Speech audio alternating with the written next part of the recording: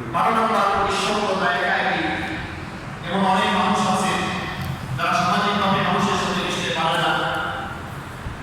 অনেক সময় বলে থাকে যে तन्हाई ये एक अजीब चीज है, इंसान बन भी सकते हैं और बिगड़ भी सकते हैं। ये निर्जनता एकाकी কামরা একটা আজীব জিনিস।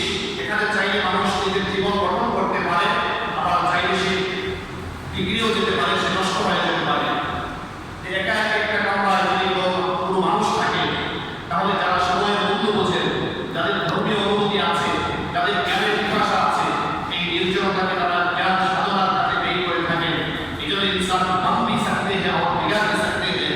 এই নিঃসঙ্গতা এটা একদিকে শুধু ভালো হবে তা বলা যায় না। এটা কারো কারোর জন্য এটা জীবন গঠনের সহায়ক, এবং কারো কারোর জন্য এটা জীবন ধ্বংসের কারণ হয়। এই জন্য মানুষের সমাজে যত এটা সেজন্য তালিবানের যারা মাদ্রাসায় লেখাপড়া করে তাদেরকে বলা হয় যে সবসময় নির্জনতা অবলম্বন করার জন্য, যে লোকাধর্মী মানুষের সমাজে যত কম মিশবে তত বেশি সে জ্ঞান অর্জন করার সুযোগ সে লাভ করবে, আর যত বেশি মানুষের সাথে মিশবে তত বেশি তার প্রেম উদ্দাসে ঝরে যাবে, তার প্রেম